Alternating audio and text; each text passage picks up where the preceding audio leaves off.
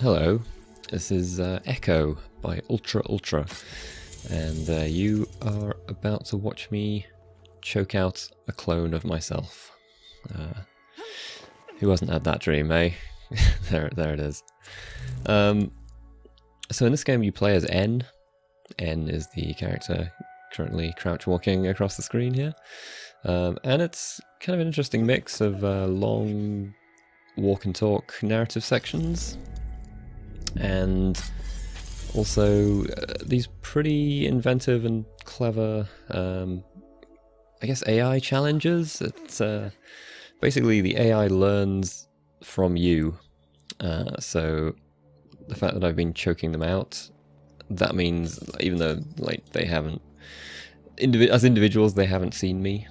The setting I'm in, the palace, as a whole has seen that happen, which means that the clones will now know how to sneak up behind me and choke me, and they learn during these periods, these blackout periods. That's kind of like the palace is rebooting.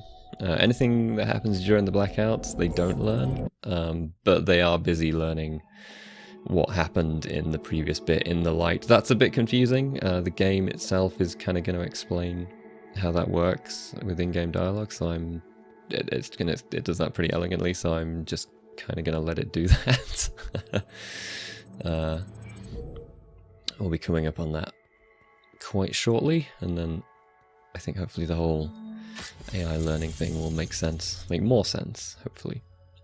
These are little kind of collectibles, in the sense that you're like compiling a collection, compiling and decoding a set of voices, basically. And these ones here, when you get 6 of those, you get an extra bit of energy that allows you to take actions and stuff, but here we go. They unlearn as well. It's all tied to the blackout cycles. When the lights are on, the palace keeps track of my actions, registering what I do with those icy ghosts. After some time, it will reboot to update the copies. That's what's causing the blackouts. I get no ghosts when the lights are out. So my guess is that the palace is blind while it's rebooting. When the lights come back on, their abilities match my actions from the previous light cycle. Well, that would explain why they wouldn't cross the water up there. I didn't touch any water in the light cycle before I reached them. They echo your behavior. Yes, echoes. That's exactly what they are. That's the name of the game, folks. I think it's going to be a little bit more dialogue here, actually. Another airlock. They're coming. Hurry, get out. And we will now segue a little further ahead. This is about an hour and a half, 2 hours into the game. So hopefully you have a bit of an idea how this works now. So the AI clones, they don't gather information indefinitely. They learn from what you do during the light sequence. Then it goes dark, where they're not learning at all. And then in the next sequence, they will be doing everything that you did in the light sequence before. However, if you then don't, if you no longer do those things, they'll forget about them. So, I guess as a practical example, if I were to shoot someone during this sequence, then next time around in the light, they'd be shooting at me. But then if I don't shoot at all again during that period, they'll then forget how to do that. So you're kind of constantly balancing how you're approaching things, because you don't, mainly you don't really want to get seen that much, because if you get cornered, then you're pretty much going to have to start shooting. You have as the little pips of energy there, I've got 3 of them, the little triangles on my suit, that kind of dictates what actions you can take, how often you can fire the gun before it has to start recharging. It's a bit like Deus Ex, the recent Deus Ex games. You always have one little unit that will slowly recharge, but obviously better if you have more of them. And you can recharge it from the little electrified recharge points around the place for you to use. And so yeah, yeah, the gun, you can fire it as like a regular gun. It also has a kind of like riot gun functionality where you can target several of the clones at once at very close range, and it will knock them down briefly. But they don't stay down. I mean, not that they stay down forever anyway, because once it becomes light again, they'll stand back up. So you're never getting rid of them, basically. This is new. Manifest corruption.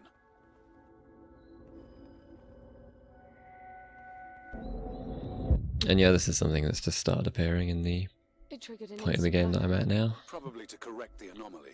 It didn't fix it. It just moved. I'm not sure if later on I'll be able to use that to kind of intentionally trigger like blackout periods to move things along. Because you know, a lot of the tactics here I think are definitely sort of manipulation of what you're teaching the AI at any one time. You're obviously trying to teach it as little as possible, but at the same time you're having to do things, so it's impossible to not teach it anything in a given cycle. You can't really do absolutely everything during the blackout periods. This is teaching me how to use a crystal ball weapon / distraction. It says resume B. I think that's because it kind of gets confused between... I've got a controller. I was playing this on mouse and keys, but I had a controller plugged in at the same time, and that was kind of confusing it occasionally. I really lingered on this screen for a long time. Alright, there we go. Managed to read through all that. So here, basically for the rest of the video, we are going to see now a pretty open area. Effectively, I've got to get 2 key-like items and put them in a central location to unlock a door to progress. I'm going to have to do that while trying not to teach the AI too many things. As I say, not easy because they're going to see you doing stuff.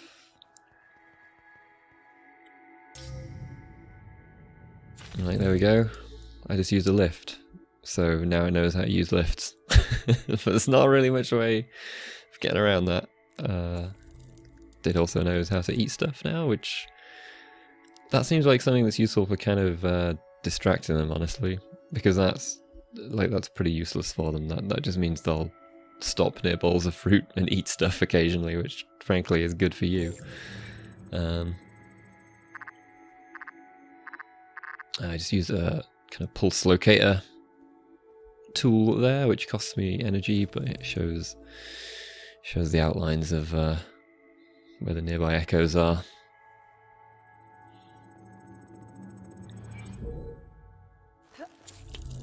So again, you know, to stress the point, now they know how to. Next time they will know how to slide over barriers like that. Oh, well, was not stealthy enough there. So now I have to push them over.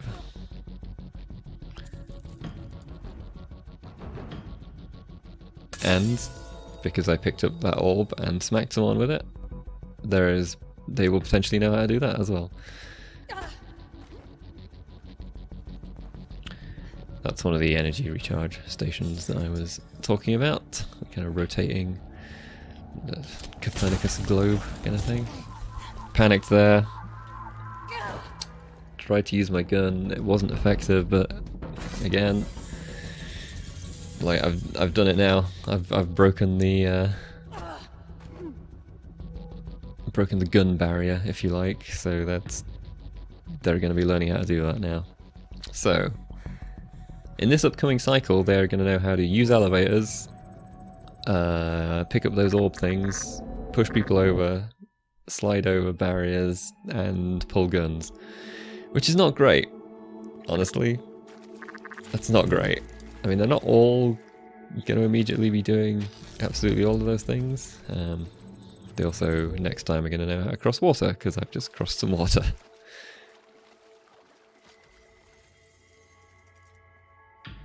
I was going to try and choke that person, but they turned around.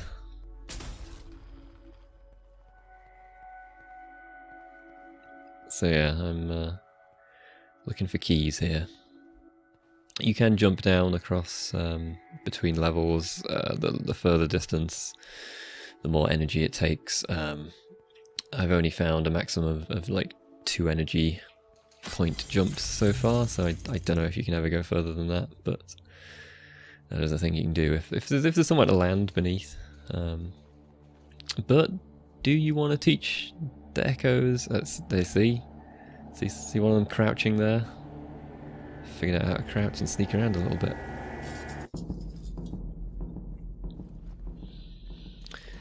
So that cycle was pretty good because I didn't do a whole lot in it in terms of teaching them things. I crossed water, that's going to be unhelpful,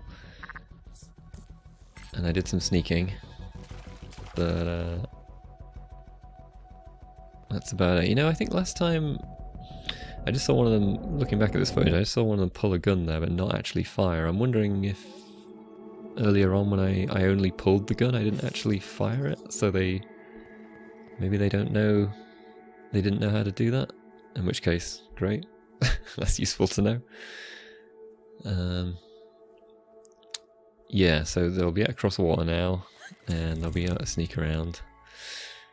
Well, that's about it. I didn't teach them too much last time, and they'll have forgotten all the stuff from the first one, so should have eaten that fruit.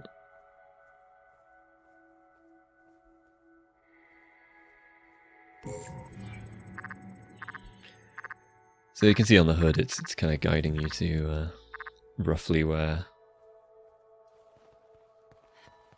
either the lock or the key is.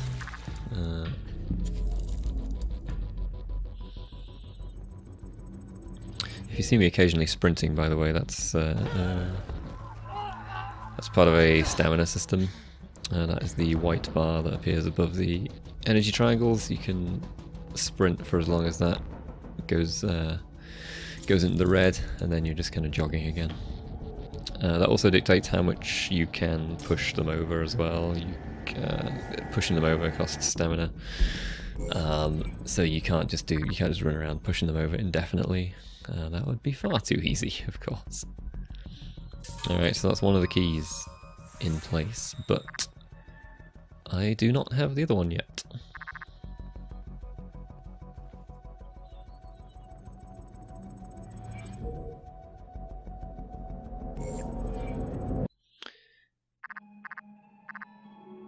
There we go. Back into a new sequence.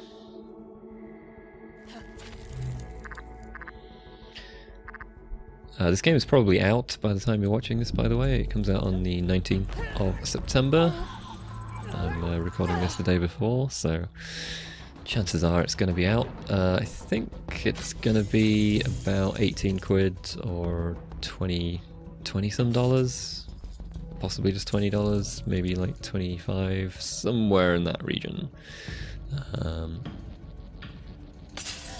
not sure how long it is. I am in chapter 3, and I'm a couple of hours in. Yep, there's the other key. It's kind of hard to tell how many chapters there are going to be. I would estimate probably 5 or 6, based on the way it's kind of laid out on the main menu, but that's a total guess, and some of the chapters are already different lengths, so who knows. I do know that there are unlockable modes. Once you've completed the game once, you can unlock basically more challenging situations, so there's a bit of replayability there. I don't know if you can skip the long narrative bits when you're doing that. I hope so, because they're quite long and you wouldn't really need to see them again. But anyway, thanks for watching.